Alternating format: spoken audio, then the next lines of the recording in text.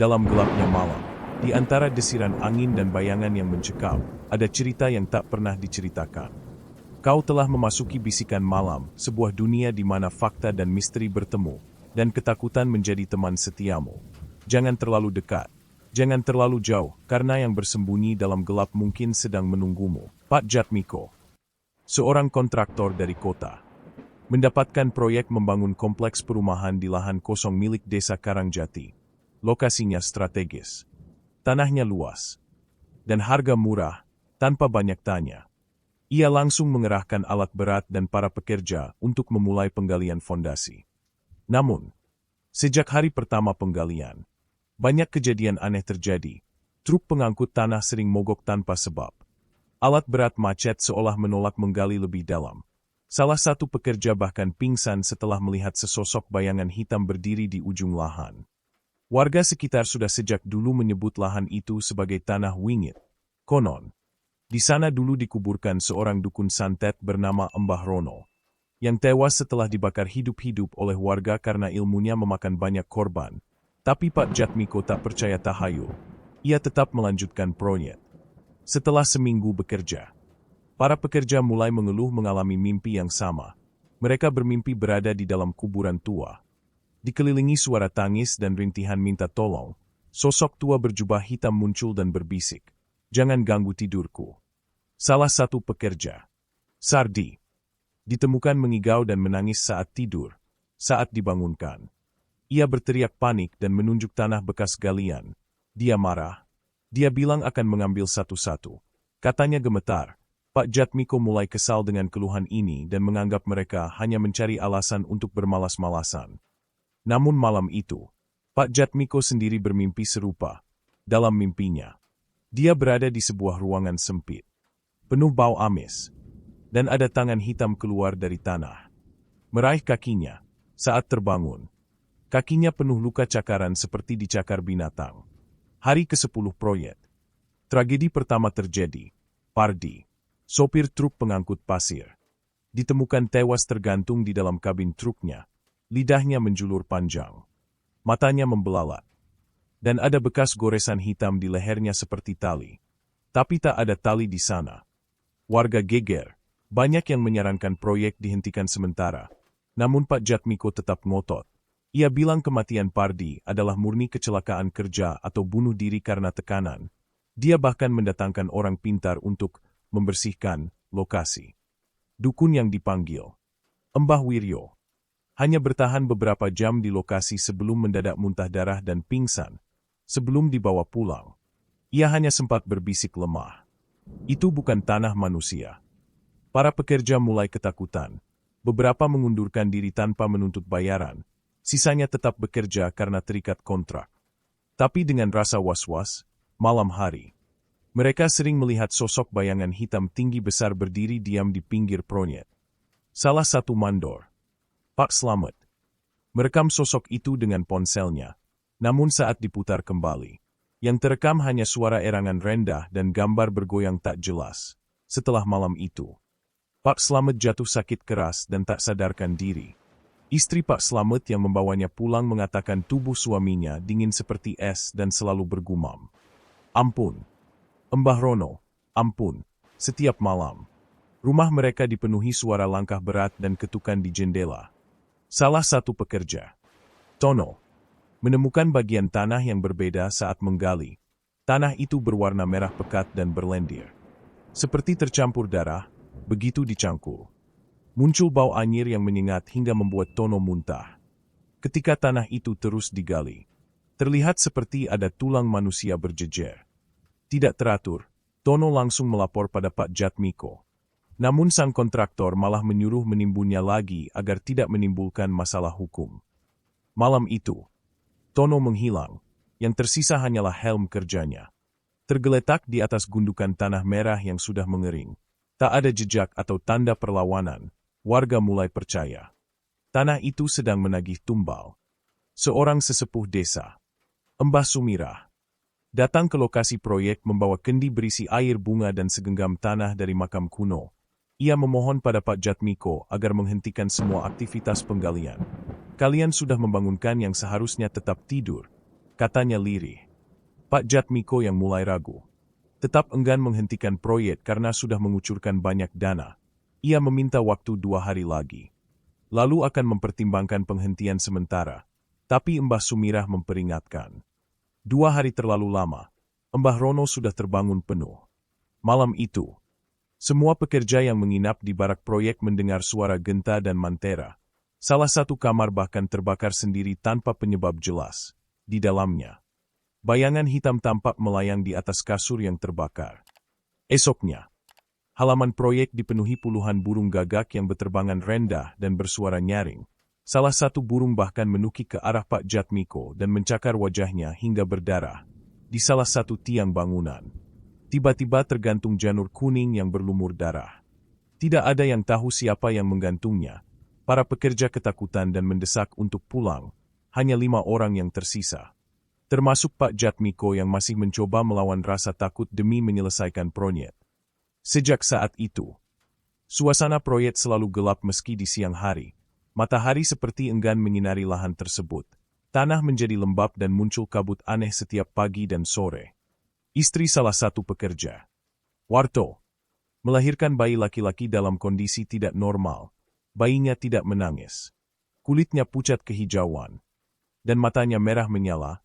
Dokter menyebut bayi itu tidak memiliki denyut jantung, namun tetap bergerak. Bayi itu hanya bertahan 3 hari sebelum akhirnya mati dengan luka bakar di seluruh tubuhnya. Saat jenazahnya dimandikan, terdengar suara tangis dari dalam bak mandi. Padahal bayi sudah tak bernyawa.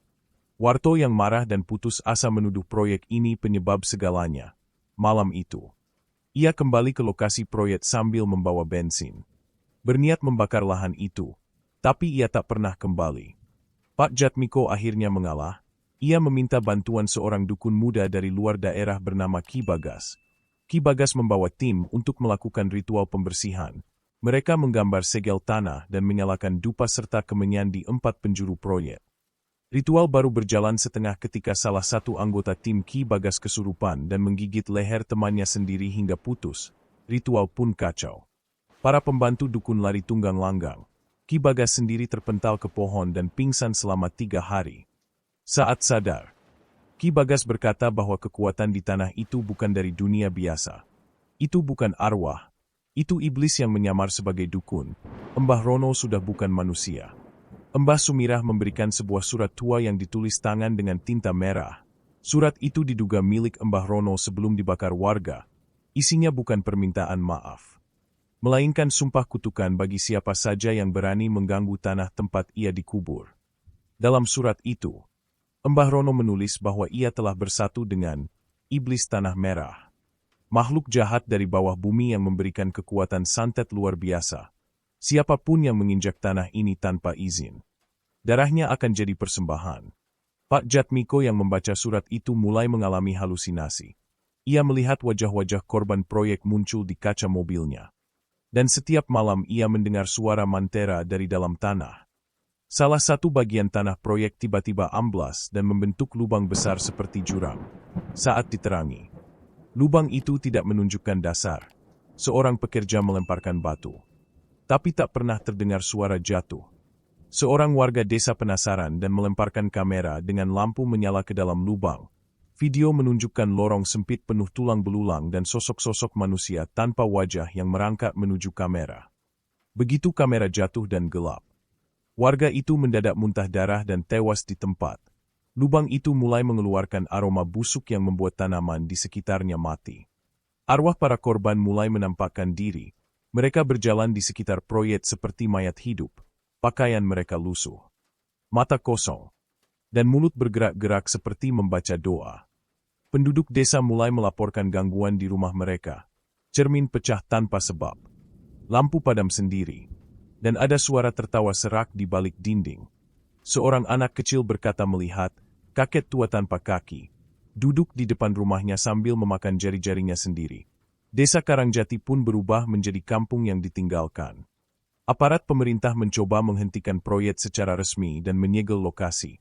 Namun, saat upacara penyegelan berlangsung, salah satu petugas mendadak terbakar hidup-hidup di depan semua orang. Api muncul begitu saja dari tanah. Warga panik. dan aparat memutuskan untuk mundur. Desa Karangjati dianggap zona merah dan ditinggalkan. Pak Jatmiko ditinggal sendirian di tengah proyek yang terbengkalai. Ia mulai kehilangan akal sehat. Ia berbicara sendiri di malam hari dan duduk menatap tanah dengan tatapan kosong. Ia percaya kalau menyelesaikan satu bangunan saja, semua kutukan akan berhenti. Dengan bantuan satu pekerja yang tersisa, Pak Jatmiko berhasil menyelesaikan satu rumah kecil. Begitu atap rumah dipasang, suasana mendadak senyap, kabut menghilang, dan burung-burung kembali berkicau. Namun, malam itu, rumah tersebut berubah jadi tempat penyiksaan. Jeritan terdengar dari dalamnya, dan dindingnya mengeluarkan darah. Pagi harinya, rumah itu runtuh dengan sendirinya. Mayat Pak Jatmiko ditemukan di dalam puing-puing. Tubuhnya penuh paku yang tertancap dari dalam keluar. Di tangannya tergenggam peta proyek yang terbakar sebagian. Mbah Sumirah mengungkap bahwa ada makhluk penjaga tanah bernama Jagabaya alas angker yang sekarang sudah dilepaskan. Makhluk itu bersemayam di tubuh Mbah Rono dan akan terus memburu manusia yang menyentuh tanahnya. Beberapa warga mencoba mengadakan ritual terakhir, memanggil arwah leluhur untuk menutup kembali portal di Tanah Merah. Namun, sebelum ritual dimulai, semua peserta meninggal dalam tidur dengan wajah membiru. Mbah Sumirah menghilang setelahnya. Rumahnya ditemukan kosong, tapi di dalamnya penuh coretan mantera dan boneka jerami tanpa kepala yang tergantung di langit-langit. Desa Karangjati kini seperti mati. Tidak ada sinyal. Jam-jam berhenti berdetak. Dan semua alat elektronik tidak berfungsi. Mereka yang tersesat masuk desa tidak pernah bisa keluar. Seorang jurnalis dari kota mencoba menyelidiki desa itu. Ia masuk dengan mobil dan merekam perjalanannya. Tapi saat video ditonton, hanya terlihat rekaman berputar-putar di jalan yang sama. Dan jam digital selalu menunjukkan pukul 03.33. Jurnalis itu ditemukan seminggu kemudian di luar desa. Rambutnya memutih seluruhnya. Dan ia tidak mampu berbicara lagi. Diketahui bahwa dulunya kepala desa Karangjati pernah membuat perjanjian darah dengan Mbah Rono untuk melindungi desa dari serangan penyakit dan gagal panen. Tapi sebagai gantinya, satu nyawa harus dikorbankan setiap tahun. Saat warga menolak tumbal, Mbah Rono dibakar hidup-hidup. Namun, karena perjanjiannya belum dihapus secara benar, arwahnya menjadi tidak tenang dan bersatu dengan kekuatan jahat yang lebih besar.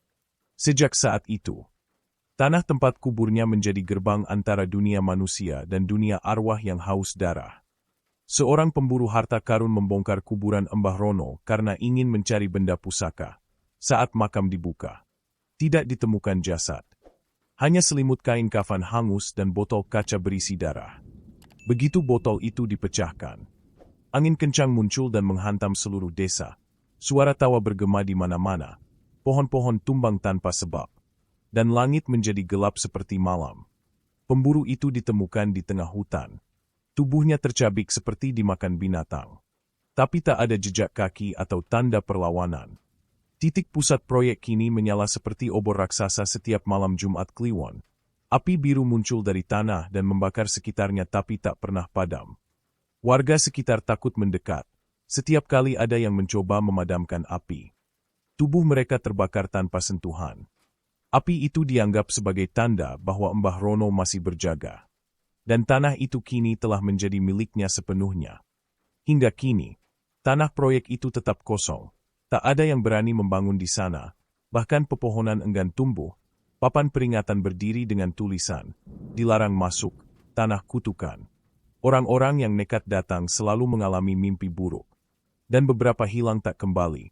Nama Karangjati dihapus dari peta resmi karena tidak lagi dianggap sebagai wilayah aktif. Dan di malam-malam tertentu, terutama saat angin dingin berhembus, terdengar suara erangan dari bawah tanah, seolah-olah masih ada yang menggali dari dalam kubur.